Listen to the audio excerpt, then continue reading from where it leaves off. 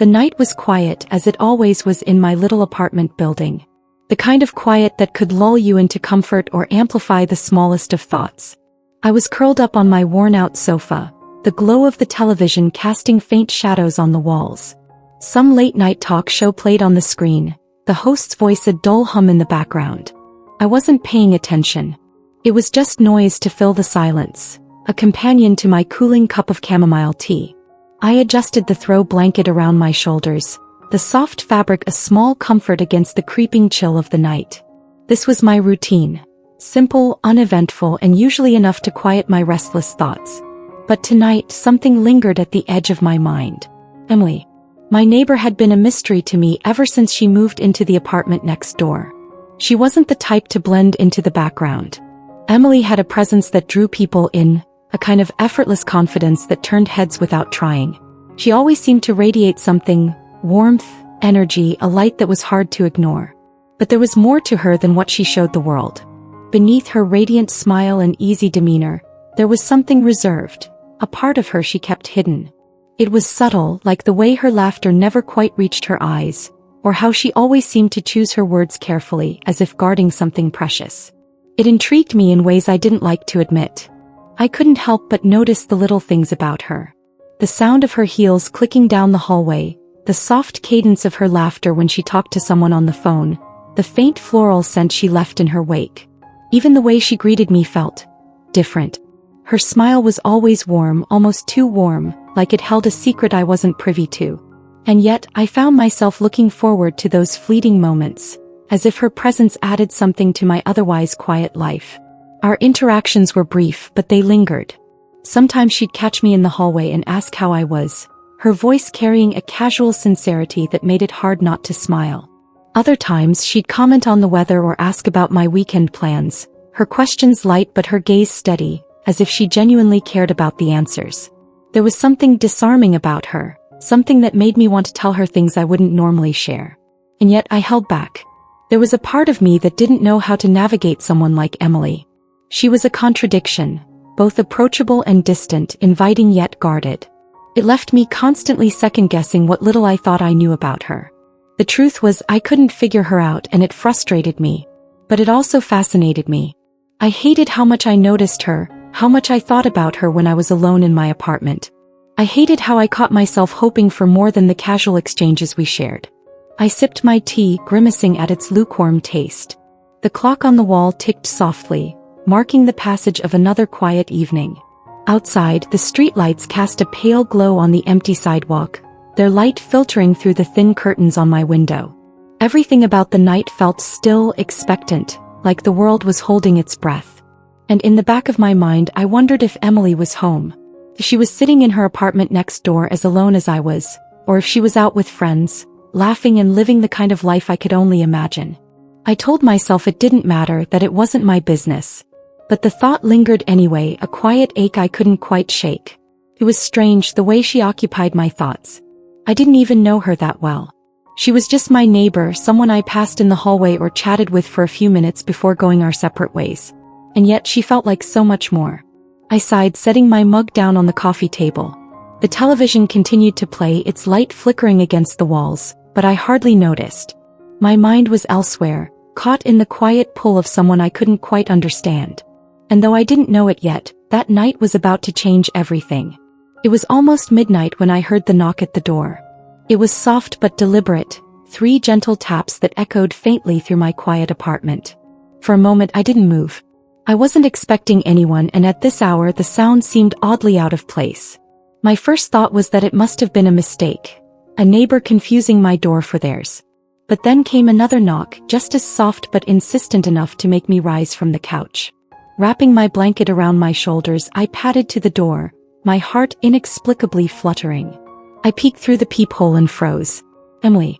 When I opened the door, the sight of her made me blink, as if I wasn't entirely sure this was real. She stood there, barefoot, wearing a loose hoodie and a pair of leggings that looked nothing like the polished, put-together Emily I was used to seeing. Her hair was slightly messy, her cheeks flushed from the cool night air, and her arms were crossed loosely over her chest. There was no sign of the confident woman I thought I knew. But she looked hesitant, vulnerable. Hey, she said, her voice quiet, almost unsure. I'm sorry to bother you so late, but I needed to talk to someone.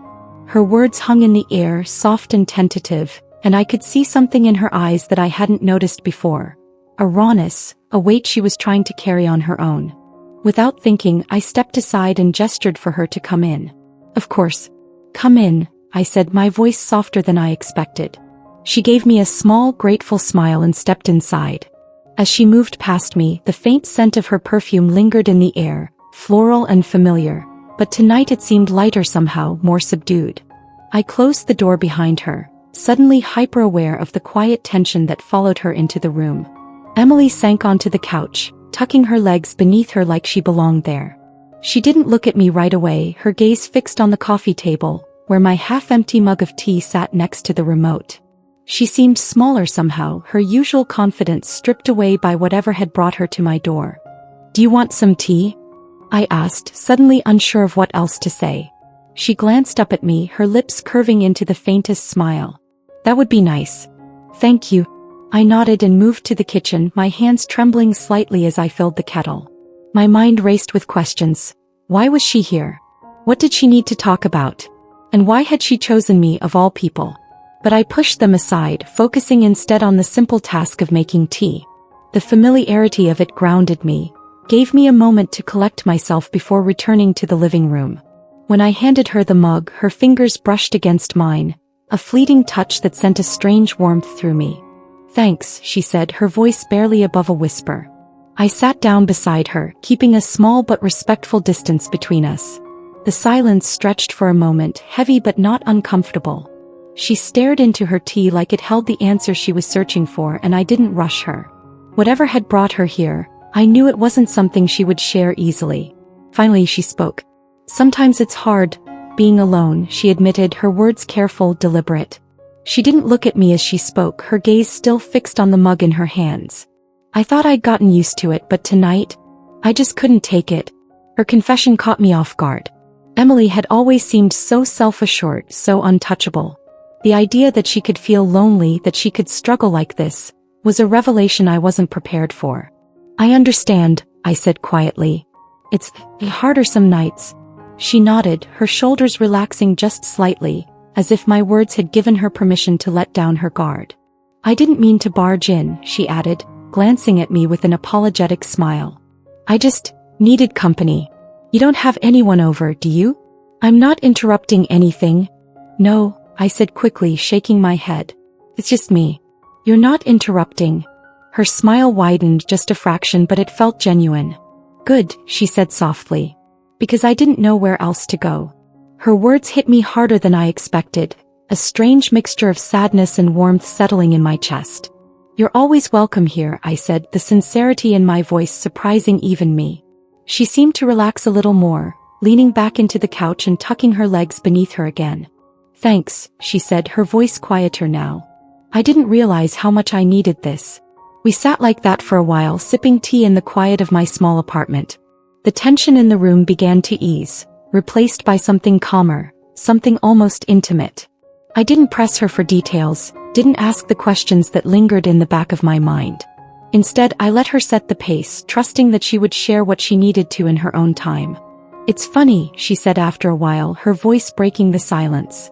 I see people all the time at work, at the store, in the hallway, but it's different, you know? Being surrounded by people isn't the same as having someone. Her words resonated with me in a way I didn't expect, and I nodded. It's not, I agreed. It's not the same at all. She glanced at me then, her eyes meeting mine for the first time since she'd arrived. There was something in her gaze, something vulnerable and searching, that made my breath catch.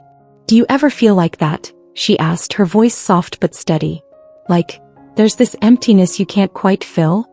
I hesitated, the honesty of her question catching me off guard. But there was no judgment in her eyes, no pity, just understanding. Yeah, I admitted finally. I do. For a moment, neither of us said anything.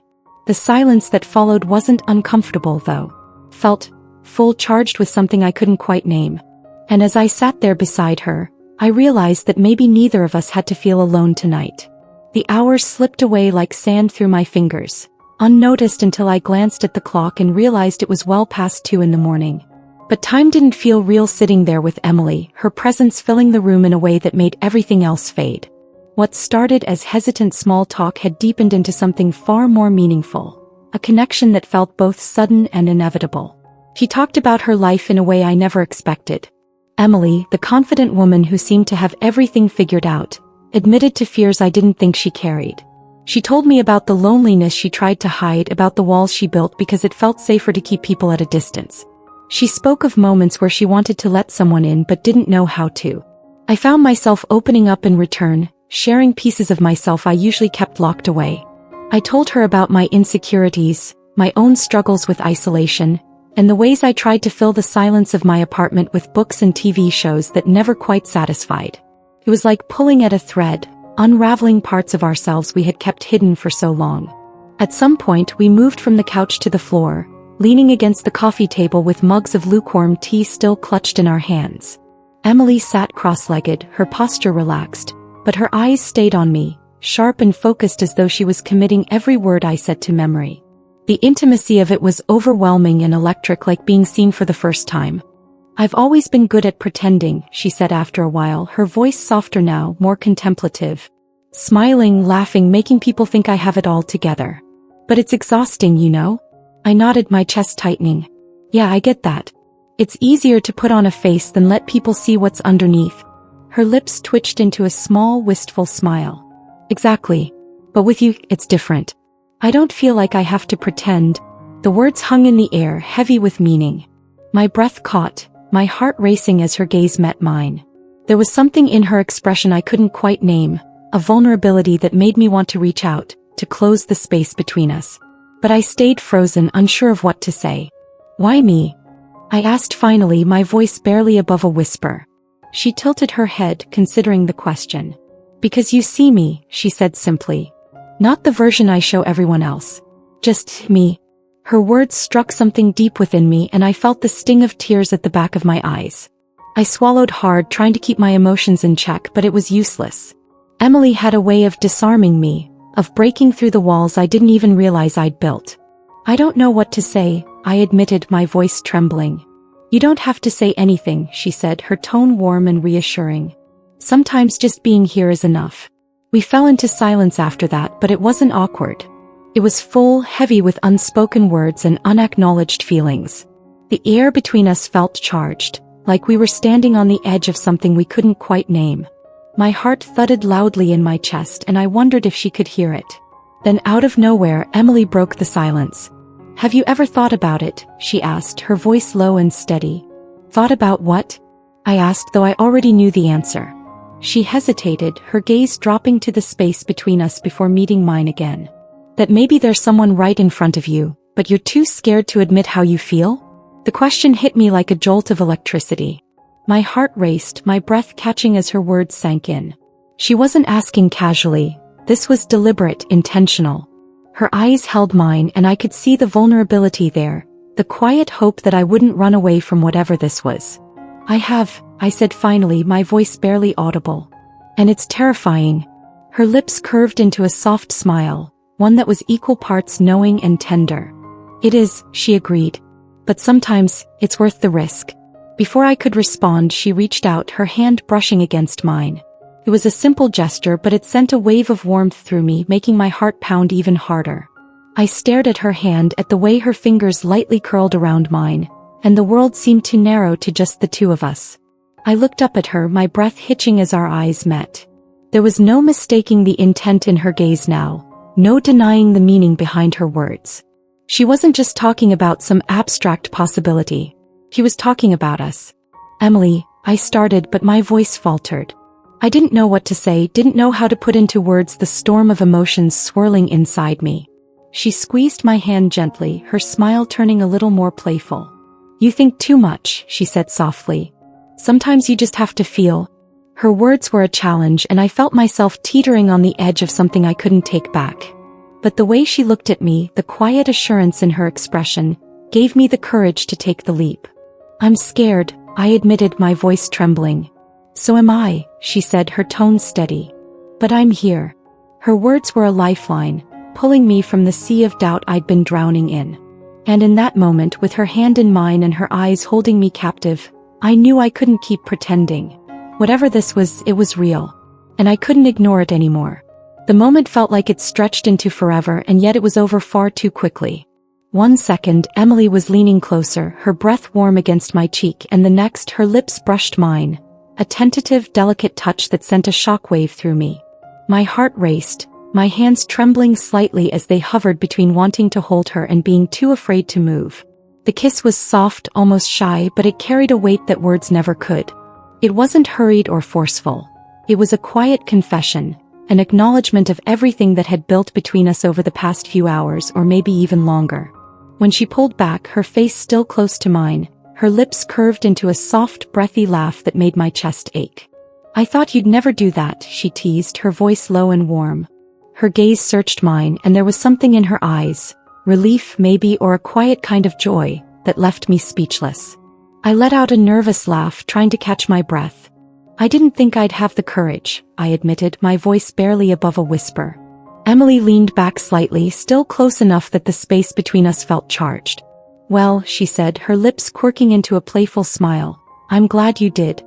We stayed like that for a moment, the air between us buzzing with an energy I couldn't quite describe. My mind was spinning, replaying the kiss over and over, but all I could focus on was the warmth of her presence and the way her smile made everything else seem insignificant. She settled back against the couch and I followed suit, my nerves still buzzing but my heart feeling lighter than it had in ages. The conversation that followed was different. Not hesitant or cautious like before, but easy and full of warmth. We talked about everything and nothing, our words flowing as naturally as if we'd been doing this for years. Emily told me stories from her childhood, her hands gesturing animatedly as she recounted moments that made me laugh so hard my sides ached. In return, I shared memories I hadn't thought about in years, my voice growing more confident with each passing moment as her laughter filled the room. It felt like we were peeling back layers, discovering pieces of each other that had always been there, waiting to be seen.